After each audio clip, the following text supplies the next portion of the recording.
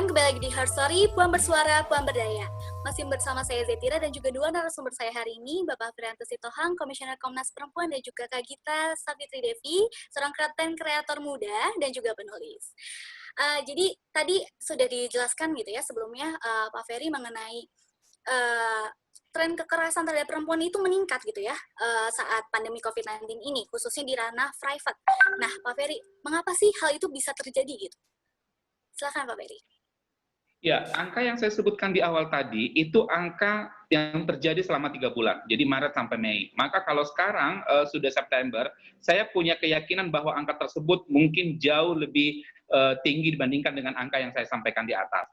Mengapa ini terjadi? Karena memang saya pikir bahwa salah satu hal yaitu kesehatan mental perlu dijaga dalam rumah tangga selama proses pandemi terjadi. Nah, kemudian kajian dari Komnas Perempuan juga menunjukkan bahwa keluarga yang berpenghasilan kurang dari 5 juta itu berpotensi 3 kali lipat untuk merasakan kekerasan atau terjadinya kekerasan gitu. Karena apa? Karena memang ternyata selama proses pandemi ini terjadi, kebutuhan rumah tangga itu meningkat gitu.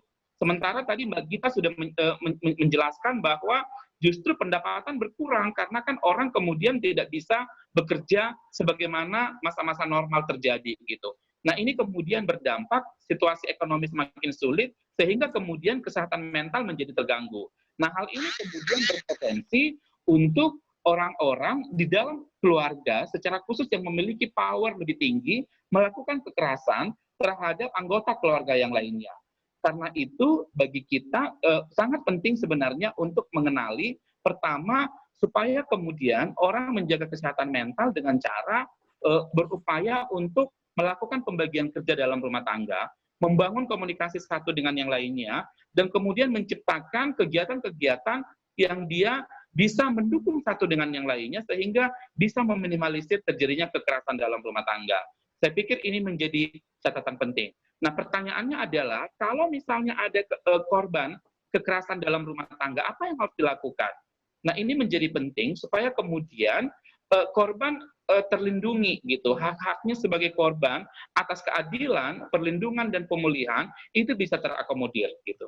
Maka kita menyarankan kalau misalnya ada lembaga layanan di sekitar tinggal korban, itu penting untuk disimpan nomor kontaknya supaya kemudian ketika misalnya ada korban kekerasan dalam rumah tangga, dia bisa mengakses apakah bentuknya konseling secara online ataupun pendampingan dari lembaga layanan tersebut.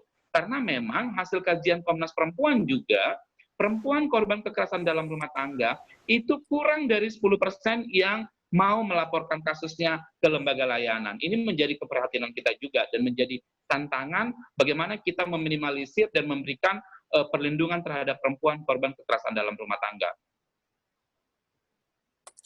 Baik Pak Ferry, terima kasih penjelasannya. Tadi juga itu yang mau saya tanyakan gitu ya. Apa sih sebenarnya bisa dilakukan untuk korban dalam pemulihan dan juga perlindungan? Tapi tadi sudah dijelaskan juga oleh Pak Ferry. Ya, sebagai tambahan, saya pikir memang perempuan korban kekerasan dalam rumah tangga penting menyimpan nomor-nomor kontak yang menurut dia percaya bahwa yang bersangkutan bisa memberikan perlindungan. Siapa mereka? Bisa aja misalnya saudaranya, sahabatnya, atau orang-orang yang mungkin koleganya di tempat kerja dan lain sebagainya. Untuk apa? Ketika misalnya dalam situasi darurat terjadi, paling tidak ada orang yang bisa dia hubungi dan kemudian orang yang bersangkutan bisa memberikan semacam pertolongan pertama kepada yang bersangkutan. Baik Pak Ferry, itu tadi ya kawan-kawan, jadi pentingnya memiliki kontak layanan, kemudian juga orang yang memang dipercaya gitu ya Pak untuk jikalau terjadi dalam situasi yang tidak diinginkan seperti tadi ya, kekerasan di dalam rumah tangga seperti itu, sehingga kita bisa melapor gitu ya. Ya, begitu. betul. Oke. Kita beralih sebentar ke Kak Gita. Kak Gita, tadi kan kita sudah melihat gitu ya paparan dari Pak Ferry mengenai fenomena kekerasan terhadap perempuan di Indonesia khususnya saat masa pandemi COVID-19 ini. Nah, untuk di Jerman sendiri seperti apakah fenomena kekerasan terhadap perempuan itu sendiri gitu Kak? Apakah di sana ada lembaga sejenis Komnas Perempuan atau Women Crisis Center begitu Kak? Silahkan Kak Gita. Kalau di Jerman dari data yang saya lihat itu naik ya gitu ya korban kekerasan berbasis gender di sini perempuan. Kalau tahun 2018 itu angkanya sampai 114.000 lebih dan 81% korbannya itu yang domestic violence gitu, yang KDRT gitu, yang melakukan itu partnernya atau mantan pasangannya gitu. Nah, kalau misalnya untuk hukum sendiri gitu ya yang bisa untuk protecting perempuan atau anak-anak sejak tahun 2002 itu udah ada hukum yang komprehensif. Di sana dia selain untuk protecting korbannya juga memberikan perlindungan secara buat konseling gitu untuk kesehatan juga, terus untuk taking untuk menghukum si pelakunya juga, karena sebelum ada hukum ini kekerasan dalam rumah tangga gitu, terus kekerasan violence yang buat terjadi pada perempuan itu dianggapnya itu sebagai ranah privat gitu. Jadi kayak institusi seperti polisi gitu, mereka kayak bingung kayak ini gimana nih cara saya untuk menghandle ini, apakah kriminal apa gimana, karena dilihatnya sebagai ranah privat.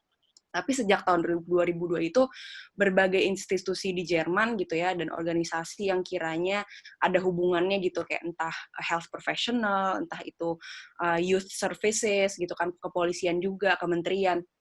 Itu mereka sama-sama duduk bareng, bikin guideline, terus juga bikin training supaya setiap institusi, setiap individu gitu ya, setiap authority di Jerman itu bisa membantu melindungi lah korban-korban dari violence ini gitu, perempuan-perempuan ini. Tapi kalau misalnya sejak pandemi ini, sama juga seperti yang dibilangin oleh Pak Ferry, ada juga peningkatan gitu. Waktu itu ada studi yang dilakuin oleh Technical University München, itu studinya online sih, terhadap 3.800-an perempuan gitu ya. Nah, 3% dari mereka itu mengalami kekerasan gitu karena pandemi ini, mungkin karena kurangnya pekerjaan, terus stres seperti mental health issue kayak yang kayak Pak Ferry bilang gitu. Dan banyak dari mereka yang akhirnya juga tidak melapor, sayangnya. Tapi yang menarik yang pas aku baca-baca ya, di sini akhirnya tuh mereka bikin code word gitu loh. Jadi untuk perempuan-perempuan yang lagi misalnya di rumahnya gitu kan butuh bantuan gitu, mereka bisa ke apotek atau ke supermarket gitu, ntar mereka ngomong nih sama si petugasnya, saya butuh masker 19.